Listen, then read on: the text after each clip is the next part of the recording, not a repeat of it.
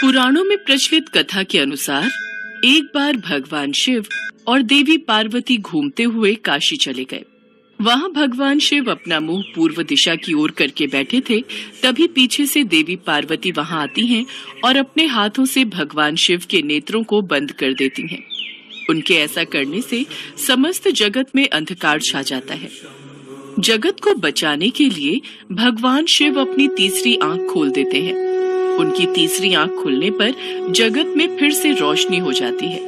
भगवान शिव की तीसरी आंख जगत को तो अंधकार से बचा लेती है, परंतु उस तीसरी आंख की रोशनी से जो ताप उत्पन्न हुआ, उससे निकली पसीने की बूंदों से एक अंधे बालक का जन्म हुआ। उस बालक का मुख बहुत बड़ा और भयानक था। बालक को देखकर देवी पार्वती घबरा गई। प्रभु, ये बालक कौन है? ये कहां से उत्पन्न हुआ? देवी पार्वती, ये हमारा ही पुत्र है। ये बालक पसीने की बूंदों से उत्पन्न हुआ है। आपने अकस्मात ही मेरे नेत्रों को बंद कर दिया, इसलिए सृष्टि की रक्षा के लिए मैंने अपने तीसरे नेत्र को खोल दिया, जिस कारण रोशनी के ताप से पसीने की बूंदें धरती पर गिर गईं और इस बालक का जन्म हुआ। अंधकार में पैदा होने के कारण ये बालक अंधक नाम से जाना जाएगा। कुछ समय बाद हिरण्याक्ष नाम के असुर ने पुत्र पाने के लिए भगवान शिव की घोर तपस्या की। शिव जी उसकी तपस्या से प्रसन्न होकर उसके समक्ष प्रकट हुए और उससे वरदान मांगने के लिए कहा। तब हिरण्याक्ष बोला, भगवान, मुझे एक पुत्र की कामना है, कृपया मुझे पुत्र प्राप्ति का वरदान दें। हे हिरण्याक्ष, तुम्हारे भाग्य में संतान सुख नहीं है, पर मैं तुम्हें अपने अंश से जन्मे हुए पुत्र अंधक को वरदान के रूप में तुम्हें देता हूँ। आगे चलकर तुम्हारा ये पुत्र महापराक्रमी और महाबलशाली होगा। हे शिव शंकर, आपके अंश से जन्मे पुत्र को पाकर मैं धन्य हो गया। ये कहकर भगवान शिव ने अंधक को हिरण्याक्ष के हाथों में दे दिया। हिरण्याक्ष अंधक को लेकर खुशी खुशी अपने राज्य लौट गया। तभी देवासुर संग्राम छिड़ गया और भगवान विष्णु द्वारा हिरण्याक्ष मारा गया। हिरण्याक्ष का बड़ा भाई हिरण्यकशिपु छिपकर भाग निकला। हिरण्याक्ष के मरने के बाद राजमहल में अंधक की उपेक्षा होने लगी। उसके अन्य चचेरे भाई और संगी साथी उसे चिढ़ाने लगे। इससे अंधक दुखी रहने लगा। एक दिन उनके व्यवहार से तंग आकर वो तपस्या करने निकल पड़ा और एक निर्जन वन में पहुंचकर ब्रह्मा जी की साधना में लीन हो गया। तप करते हुए उसे कई वर्ष बीत गए। उसके तप से प्रसन्न होकर ब्रह्मा जी प्रकट हुए और उससे वर मांगने को कहा। हे पुत्र, मैं तुम्हारी तपस्या से प्रसन्न हूँ, मांगो, तुम्हें क्या वरदान चाहिए? हे ब्रह्मदेव, मुझे ऐसा वर दीजिए कि मेरा अपमान करने वाले मेरे सभी भाई मेरी दास्ता करें, मेरे दिव्य नेत्र हो जाएं और मेरी किसी के द्वारा मृत्यु न हो। हे दैत्यराज, तुम्हारे नेत्र दिव्य हो जाएंगे, तुम्हारे सारे भाई भी तुम्हारी दास्ता स्वीकार कर लेंगे, किंतु काल चक्र का नियम है कि मृत्यु से कोई अछूता नहीं रह सकता। तो फिर ऐसा ही वरदान दीजिए कि मेरे शरीर से निकले रक्त की एक एक बूंद से मेरे जैसे पराक्रमी वीर उत्पन्न हो जाएं और मेरा अंत तभी हो जब मैं अपनी माता पर कुदृष्टि डालूं। तथास्तु। तथास्तु कहकर ब्रह्मा जी अंतर्ध्यान हो गए और अंधक वरदान पाकर नेत्रवान बन जाता। वरदान प्राप्त करके वो बेहद अत्याचारी हो गए। उसके अत्याचारों से नाग, यक्ष तथा देव गंधर्व सभी दुखी रहने लगे। वे सब ब्रह्मा जी की शरण में पहुंचे, किंतु ब्रह्मा जी उन्हें कोई आश्वासन नहीं दे सके, क्योंकि अंधकासुर उन्हीं के वरदान स्वरूप ये उत्पात मचा रहा था। सभी देवता भगवान शिव के पास पहुंचे।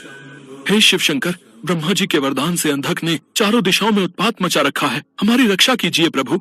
आप सब निश्चिंत रहिए, अंधकासुर को उसके पाप का दंड मैं अवश्य दूंगा। शिव पार्वती मंदराचल पर्वत पर ठहरे हुए थे। तभी अंधक अपनी सेना के साथ मंदराचल पर पहुंचा। पर्वत की सुरम्यता देखकर वो खुश होने लगा। कितना सुंदर स्थान है, क्यों ना यहाँ अपने लिए एक स्थायी नगर का निर्माण करा दिया जाए। सेवक, जाओ और कोई उचित स्थान तलाश करो जहाँ हमारे लिए एक शानदार महल बन सके। जो आज्ञा महाराज। आज्ञा पाकर सेवक उचित स्थान की खोज में निकल पड़े। कुछ दूर जाने पर उन्होंने भगवान शिव और देवी पार्वती को देखा। वाह, क्या सुंदरी है, लेकिन ये इस तपस्वी के पास क्या कर रही है? इसे तो राजमहल की शोभा होना चाहिए। चलकर महाराज को सूचित करते हैं। चलो चलो, महाराज को बताते हैं। क्या सुंदरी इस पर्वत पर? जाओ और उस सुंदरी को उठाकर मेरे पास ले आओ, और उसके साथ जो तपस्वी पुरुष है उसे कह देना कि मैं दैत्यराज अंधक का दूत हूँ और उनके लिए इस सुंदरी को ले जाना चाहता हूँ। दूत पुनः उसी स्थान पर जा पहुंचा। उसने अंधक का आदेश उन्हें कह सुनाया। इस पर भगवान शिव क्रोधित हो गए। अंधक ने सेना एकत्र की और आक्रमण कर दिया। इस सुंदरी को मैं अपने साथ लेकर ही जाऊंगा। अंधकासुर, कहीं ऐसा ना हो मेरे क्रोध की अग्नि से तुम जल जाओ। घनघोर युद्ध छिड़ गया। भगवान शिव त्रिशूल से प्रहार करते रहे, किंतु उनका हर प्रयत्न विफल हो रहा था। जैसे ही अंधक का कोई अंग घायल होता, उससे रक्त निकलता और उस रक्त से उस जैसे ही अनेक दैत्य पैदा हो जाते थे। उधर शुक्राचार्य अपनी संजीवनी विद्या के बल पर मरे हुए दैत्यों को पुनः जीवित कर देते थे। ये सब शुक्राचार्य के कारण हो रहा है। नंदी आदि गण जाओ और शुक्राचार्य को बांधकर यहाँ ले आओ, ताकि वे दैत्यों को पुनः जीवित न कर सके। जो आज्ञा प्रभु। कुछ समय पश्चात सभी शिवगण शुक्राचार्य को बांध कर ले आए और उन्हें शिव के सम्मुख खड़ा कर दिया। शिव जी ने शुक्राचार्य को अपने उदर में ले लिया और अंधक को त्रिशूल के ऊपर टांग दिया। वो त्रिशूल पर टंगा टंगा ही शिव का जाप करता हुआ अपनी भूल का प्रायश्चित करने लगा। अंधकासुर जान चुका था कि माता पार्वती उसकी माता है। भगवान, मुझे क्षमा करें, मुझसे बहुत बड़ा अपराध हो गया था। मैंने माता पार्वती पर कुदृष्टि डाली। माते, मुझे क्षमा कर दीजिए। अब से मैं आपकी सेवा में रहूंगा और कभी भी अपने अंदर दैत्य भाव को जागृत न होने दूंगा, न ही देव विरोधी कार्य करूंगा। प्रभु, मैं चाहता हूँ कि मुझे दिव्य दृष्टि प्राप्त हो जाए। आज से मैं हर समय आपकी सेवा में दास की तरह उपस्थित रहूं, मेरे समस्त विकार धुल जाएं।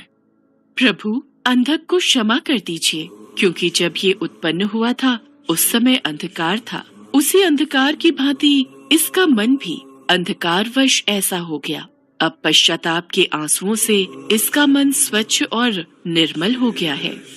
देवी पार्वती अंधकासुर की भांति गुरु शुक्राचार्य भी मेरे उदर में क्षमा याचना कर रहे हैं।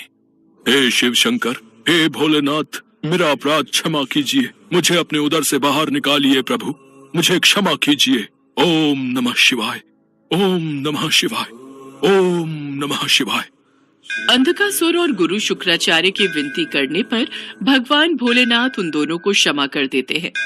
गुरु शुक्राचार्य भगवान भोलेनाथ के उदर से बाहर आ जाते हैं।